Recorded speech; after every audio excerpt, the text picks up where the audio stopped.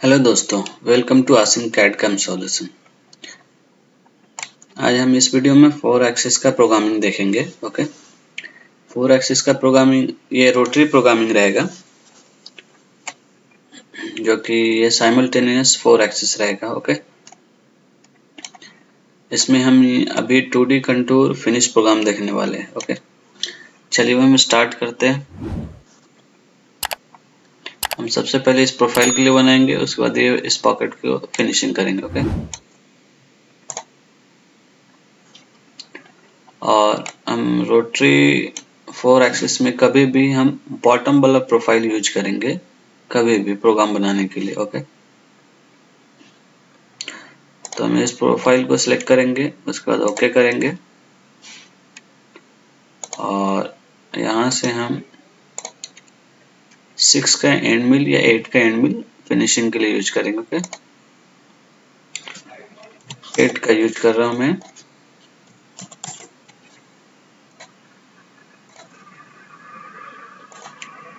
और हम यहाँ से होल्डर सिलेक्ट कर रहे हैं, ये कंपलसरी नहीं रहता। ओके, और उसके बाद हम यहाँ से हम 2D ऑप्शन यूज करेंगे कंटूर टाइप में। और नेक्स्ट हम ये डेप्थ ऑफ कट बाद में डिफाइन करेंगे,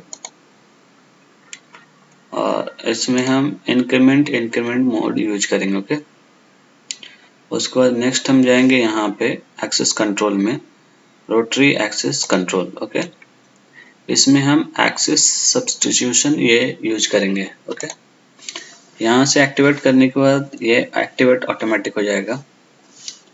यहाँ से हम क्लॉकवाइज यूज करेंगे और यहाँ पे अनरोल ऑप्शन एक्टिवेट रखेंगे। ओके, और यहाँ से हम रोटरी डाया सेलेक्ट करेंगे, यहाँ से डाया सेलेक्ट करेंगे और ये हमारा रोटरी डाया रहेगा। आईडी ओडी कोई भी आप सिलेक्ट कर सकते हैं, बट हमें यहाँ पे वो वैल्यू ऐड करना होता है। ओके, ये हमारा 0 रहेगा, जहाँ पे हमने प्रोफाइल सेलेक्ट किया वो डेप्थ रहेगा। और ये हमारा टॉप ऑफ स्टॉक हम यहाँ से सिलेक्ट कर सकते हैं, जो कि हमारा जो थिकनेस रहेगा ना जॉब का वो रहेगा। ओके, थिकनेस देखेंगे, ये हमारा है 25 और 22.5, तो टोटल थिकनेस हमारा आ जाएगा 2.5। ओके,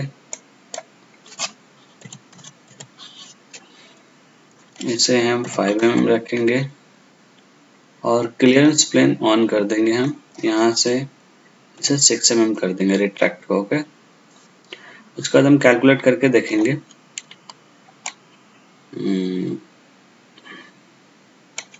यहाँ पे कुछ तो प्रॉब्लम है।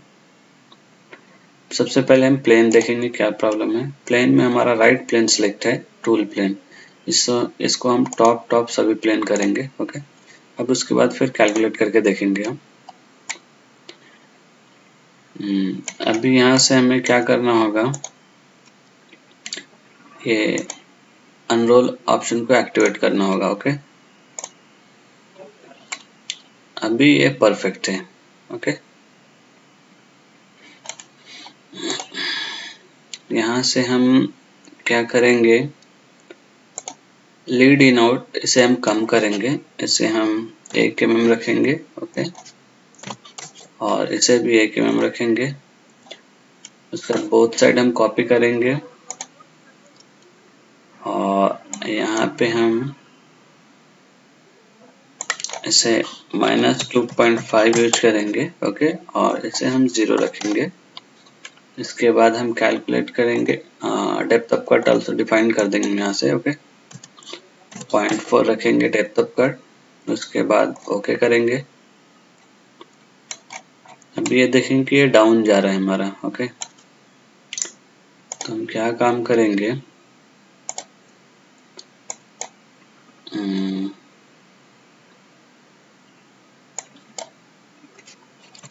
यहाँ से 2.5 टॉप ऑफ स्टॉक हम ऐड करेंगे और इसे 0 करके हम चेक करते हैं। ओके,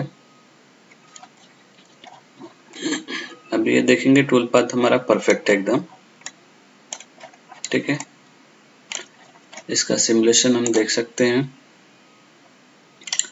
सिमुलेशन के लिए एक ऑप्शन रहता है, आप मॉडल रोटेट करना चाहते हैं या टूल रोटेट करना चाहते हैं। ये ऑप्शन आपको यहाँ पे मिलेगा, यहाँ से सिमुलेट रोटरी एक्सिस, इसे ऑन करेंगे तो पार्ट रोटेट होगा हमारा, जैसे मशीन में रोटेट होता है इस तरह से। ओके, अभी हम नेक्स्ट ये पॉकेट फिनिश देखेंगे। ओके, इसी टूल पाथ को हम कॉपी करेंगे और यहाँ पे हम पेस्ट कर देंगे और इसका कॉर्नर रेडियस हम चेक करेंगे।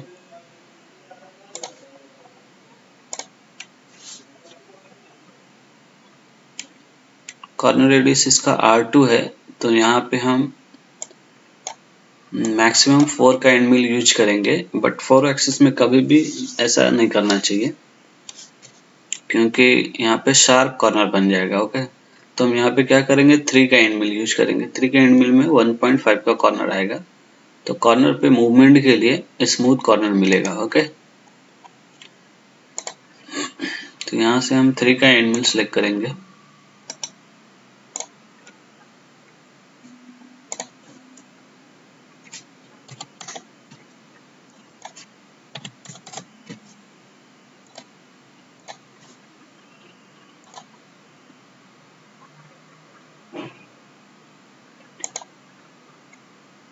उसके बाद हम कटिंग पैरामीटर में जाएंगे,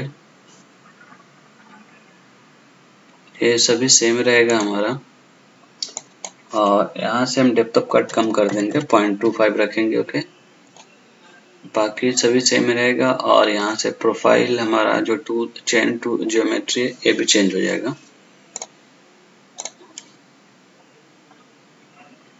हम ये लोअर वाला चेन सेलेक्ट करेंगे, ये हमारा लोअर चेन गाइड कर्व की तरह काम करता है। ओके, उसके बाद हम कैलकुलेट करेंगे। अभी ये देखेंगे टूल पाथ हमारा क्रिएट हो चुका है, इसे भी हम सिमुलेट करके देखेंगे।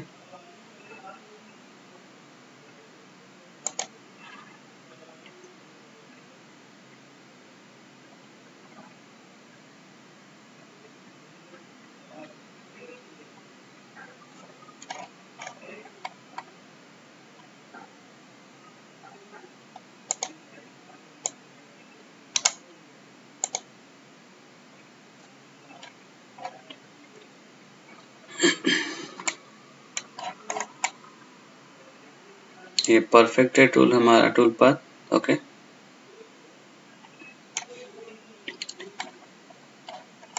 अगर इसमें आपको डाउन साइड डेप्थ और इंक्रीज करना है तो आप यहाँ से डेप्थ को इंक्रीज कर सकते हैं, यहाँ से -0.25 0.3 सफिशिएंट है क्योंकि हम एंड मिल यूज कर रहे हैं। ओके, हम राइट साइड से देख सकते हैं कि हमारा टूल पाथ डाउन आ रहा है। ओके, आज के लिए इतना ही, बाकी का फिर हम नेक्स्ट वीडियो में देखेंगे। और प्लीज़ वीडियो को शेयर कीजिए एंड चैनल को सब्सक्राइब कीजिए, और वीडियो को कंप्लीट वीडियो देखेंगे तो आपको कंप्लीट इन्फॉर्मेशन मिलेगा। वीडियो स्किप करके नहीं देखना चाहिए कभी भी, अगर आपको अच्छे से सीखना है तो एक एक स्टेप को वीडियो देखेंगे तो समझ में आएगा क्लियर। ओके, आज के लिए इतना ही, थैंक यू।